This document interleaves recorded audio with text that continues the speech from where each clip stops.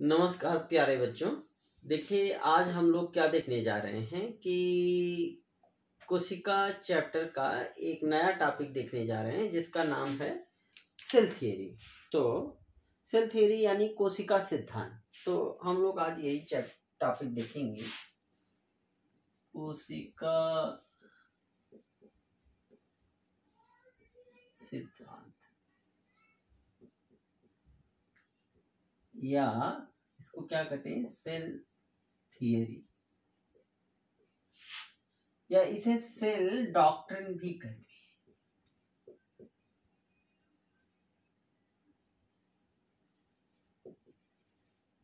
या इसको principal of cell theory भी कहते हैं।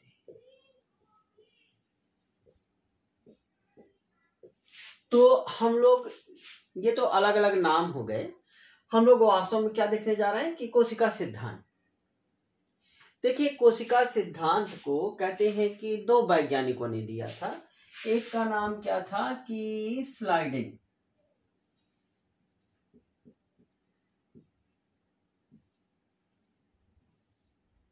स्लाइडेन ने दिया था।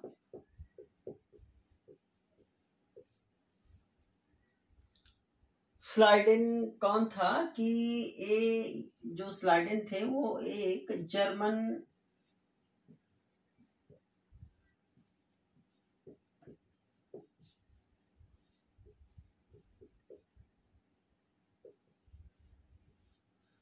वनस्पति शास्त्री थे, बॉटनिस्ट थे, जर्मनी के वनस्पति शास्त्री थे। और दूसरे जो साइंटिस्ट थे वो कौन थे, थियोडोर स्वान।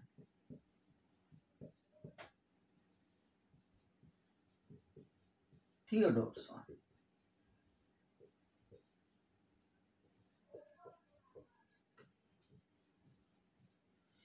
स्लाइडेन ने कब दिया, 1838 में, 1838 में, और स्वान ने कब दिया, 1839।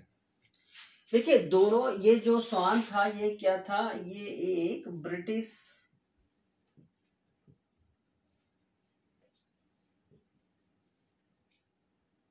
जंतु शास्त्री थे, यानी कि जूलॉजिस्ट। ठीक है, तो इन दो वैज्ञानिकों ने क्या दिया था, सेल थियरी दिया था। सेल थियरी किसने दिया, कोशिका सिद्धांत किसने दिया, स्लाइडेन और स्वान ने।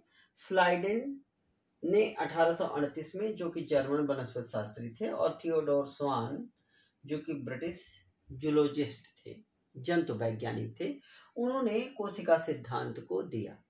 एक्चुअली देखिए इन दोनों साइंटिस्टों ने अलग अलग कुछ फाइंडिंग की और फिर दोनों ने मिलकर के कोशिका सिद्धांत दिया।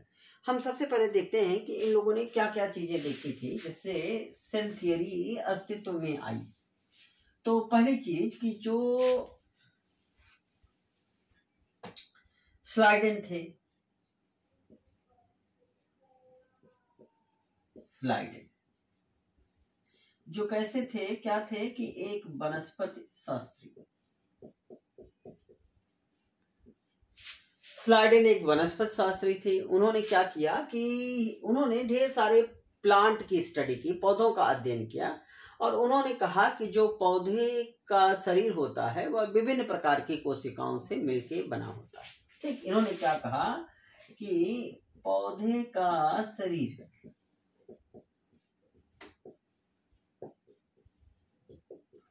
विभिन्न प्रकार की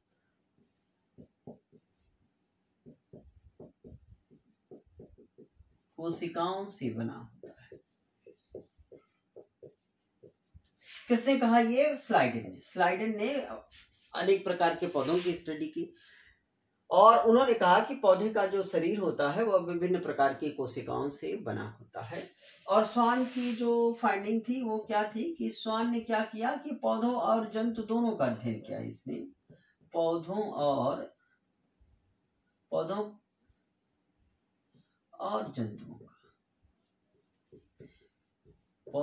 जंतुओं दोनों का अध्ययन किया। ठीक है, पौधों और जंतुओं दोनों का अध्ययन किया और इन्होंने क्या कहा कि जो जंतु कोशिका होती है, जंतु कोशिका, जैसे जंतु कोशिका है, तो उन्होंने जब कहा कि जो जंतु कोशिका होती है उसके बाहर एक पतली झिल्ली पाई जाती है, जंतु कोशिका के बाहर एक पतली झिल्ली पाई जाती है, और जिसे जो पतली झिल्ली जिसकी बात श्वान करते हैं उसको, उसी झिल्ली को हम आप क्या कहते हैं, प्लाज्मा झिल्ली। ठीक है, आज हम जानते हैं कि वही झिल्ली क्या कही जाती है, प्लाज्मा झिल्ली या प्लाज्मा मेम्ब्रेन कही जाती है। दूसरी चीज कि उन्होंने कहा कि जो पादप कोशिका होती है, पौधे की कोशिका, पादप कोशिका में इसके बाहर, इस कोशिका झिल्ली के बाहर क्या पाई जाती है, एक कोशिका भित्ति पाई जाती है, कोशिका भित्ति पाई जाती है। तो देखिए, जो श्वान था, थियोडोर श्वान, स्लाइडेन ने क्या कहा कि पौधों का शरीर विभिन्न प्रकार की कोशिकाओं से बना होता है। श्वान ने कहा, पौधों और जंतुओं दोनों का अध्ययन किया। उसने कहा कि पौधे की कोशिका, जो जंतु कोशिका होती है, उसके बाहर केवल एक पतली झिल्ली होती है, जिसे आज हम प्लाज्मा झिल्ली के नाम से जानते हैं, प्लाज्मा मेम्ब्रेन के नाम से जानते हैं। और जो पौधे की कोशिका होती है, उन्होंने कहा कि जो पौधे की कोशिका है उसमें इस प्लाज्मा झिल्ली के बाहर एक कोशिका भित्ति भी पाई जाती है। और इस जो स्टडी थी, इसी के आधार पे उन्होंने क्या दिया था कि कोशावाद, जिसे हम क्या कहते हैं, सेल हाइपोथेसिस, सेल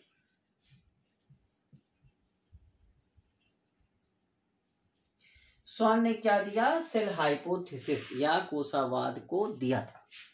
ये दो वैज्ञानिकों के अलग अलग निष्कर्ष थे, और बाद में चल करके इन्होंने, हमने जैसे अभी हमने कहा कि 1838 में, इन्होंने 1839 में इन चीजों का अध्ययन किया, इन्होंने पौधों का, इन्होंने पौधों और जंतुओं का, और अपनी अपनी फाइंडिंग दी।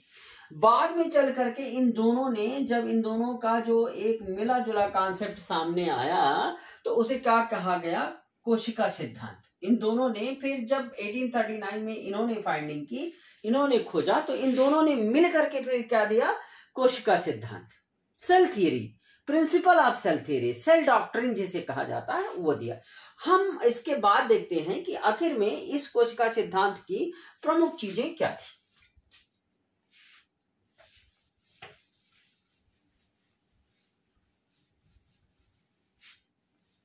देखिए, कोशिका सिद्धांत की जो प्रमुख चीजें थी वो क्या थी कि पहली कि पौधों और जंतुओं का शरीर किससे बना होता है, कोशिका से।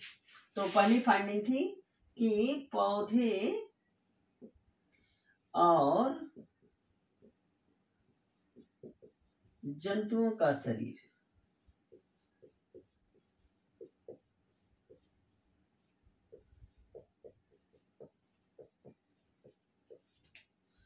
कोशिका से बना होता है। ये पहला इंपॉर्टेंट पॉइंट रिगार्डिंग द कोशिका सिद्धांत। कोशिका सिद्धांत के बारे में ये पहला कि पौधे और जंतुओं का शरीर कोशिका से बना होता है। दूसरी चीज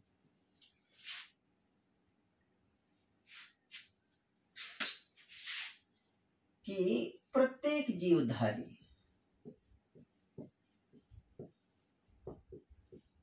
यानी लिविंग बीइंग, प्रत्येक जीवधारी अपना जीवन एक कोशिका से शुरू करता है।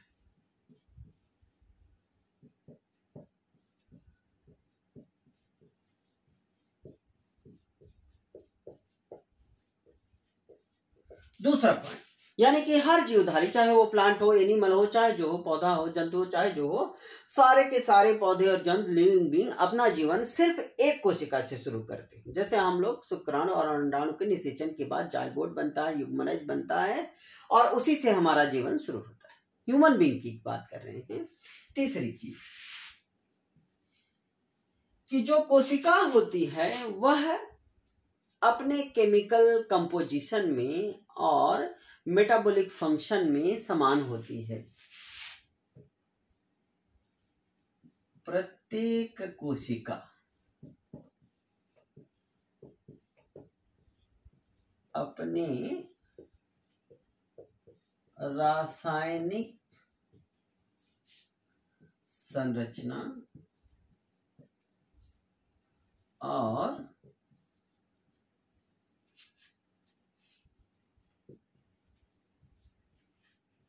कार्य और मेटाबॉलिक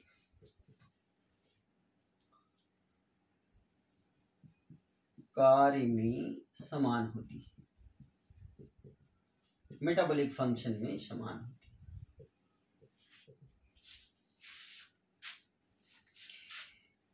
है। देखिए ये बेसिक चीज थी कि जो कोशिका होती है वह कोशिका क्या करती है कि एक्चुअली कोशिकाएं अपनी जो उनकी केमिकल कंपोजिशन होती है, रासायनिक संगठन, रासायनिक केमिकल स्ट्रक्चर होती है, और जो उनके सारे, देखिए सारी कोशिकाओं के सारे कार्य समान नहीं होते, अलग अलग टिश्यू होते हैं, अलग अलग कोशिकाएं होती हैं, उनके अलग अलग काम होते हैं, लेकिन जो उनके फंडामेंटल फंक्शन होते हैं, मूलभूत काम होते हैं, वो लगभग समान होते हैं। तो ये इम्पॉर्टेंट पॉइंट थे। और हम एक चीज और कह सकते हैं कि जो कोशिका होती है, कोशिका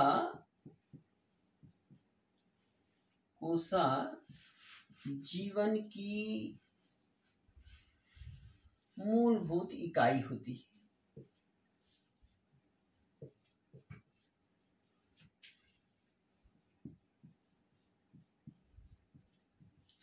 ठीक है, कोशिका जो होती है जीवन की fundamental unit of life. Cell, हम सेल को, कोशिका को परिभाषा भी देते हैं तो कहते हैं ना कि कोशिका, सेल क्या है कि structural and functional unit of life. Cell जो होती है, कोशिका जो होती है, जीवन की क्रिया, संरचनात्मक एवं क्रियात्मक इकाई होती है।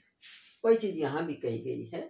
तो कोशिका सिद्धांत के ये प्रमुख बिंदु हैं, प्रमुख पॉइंट हैं। लेकिन एक चीज याद रखनी है कि जो सेल थ्योरी दिया था स्लाइडेन और स्वान, दोनों ने मिल करके ये प्रतिपादित किया कोशिका सिद्धांत को। लेकिन एक चीज उन्होंने नहीं बताया कि जो कोशिका की उत्पत्ति होती है वह किस तरीके से होती है। आगे चल करके दूसरे एक वैज्ञानिक थे जिनका नाम था रूडोल्फ विर्चो। हम उनके बारे में देख लेते हैं कि उन्होंने क्या कहा था सेल थ्योरी में, कुछ और उन्होंने जोड़ा। ये जो साइंटिस्ट थे जिनका नाम था रूडोल्फ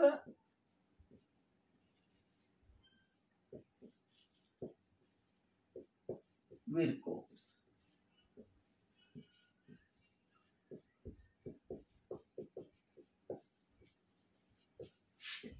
इन्होंने कहा कि कोशिका की उत्पत्ति के बारे में बताया कि एक कोशिका, सेल की कोशिका की उत्पत्ति कैसे होती है। तो उन्होंने कहा कि किसी कोशिका की उत्पत्ति अपने पहले से मौजूद कोशिका से होती है। और उन्होंने एक फ्रेज जैसा वर्ड दिया था, लैटिन फ्रेज दिया था कि ओमनिस सेलुला ए सेलुला, ओमनिस सेलुला ए सेलुला, एक फ्रेज उन्होंने दिया। इसका मतलब क्या होता है कि ओमनिस सेलुला ए सेलुला, ये लैटिन का एक फ्रेज है जिसका मतलब होता है कि जो कोशिका होती है वह अपने पहले से मौजूद कोशिका से ही बनती है। यानी कि cell originate from pre existing cell. एक कोशिका कैसे बनती है? कोशिका अपने पहले से मौजूद कोशिका से ही बनती है। और ये सवाल कई बार पूछा गया है कि इस तरीके से इन्होंने जो कोशिका का सिद्धांत था उसको फाइनल टच दिया, ये बात बता करके कि जो कोशिका होती है उसकी उत्पत्ति अपने पहले से मौजूद कोशिका से ही होती है। हालांकि इस सेल थियरी का जो वायरस होते हैं, दे आर द एक्सेप्शन।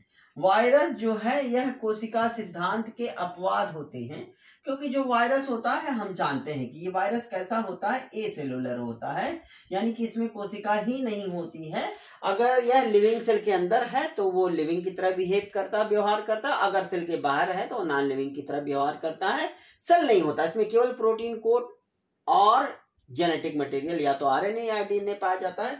इसीलिए कहते हैं कि जो वायरस है वह कोशिका सिद्धांत का अपवाद है। और ये बहुत ही इंपॉर्टेंट पॉइंट है कि कोशिका सिद्धांत को फाइनल टच किसने दिया था? रूडोल्फ विरकोव ने, यह बता करके कि एक कोशिका की उत्पत्ति अपने पहले से मौजूद कोशिका से ही होती है।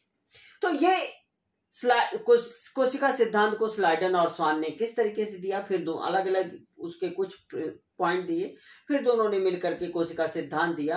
हालांकि दोनों ने जो कोशिका सिद्धांत दिया उसमें उन्होंने ये नहीं बताया था कोशिका की उत्पत्ति कैसे होती है, जिसमें बाद में रूडोल्फ विरकोव ने ये ऐड किया, जोड़ दिया कि कोशिका की उत्पत्ति पहले से मौजूद कोशिका से होती है। उन्होंने एक लैटिन फ्रेज भी दिया था, omni cellula e cellula। तो दिस वाज अबाउट द कोशिका सिद्धांत। ये सारी चीजें किसके बारे में थी? कोशिका सिद्धांत के बारे में। अगले वीडियो में हम लोग देखेंगे, वीडियो लेक्चर में हम लोग क्या देखेंगे कि किस तरीके से बाकी जो कोशिका होती है, कोशिकांग होते हैं, कोशिका की आकृति और आकार कैसे होती है, ये सारी चीजों को हम लोग देखें। आज की वीडियो में हम लोग इतना ही देखते हैं। आप इस हमारे चैनल को सब्सक्राइब जरूर कर लीजिए ताकि आगे की नोटिफिकेशन आपको जरूर से मिलती रहे। धन्यवाद।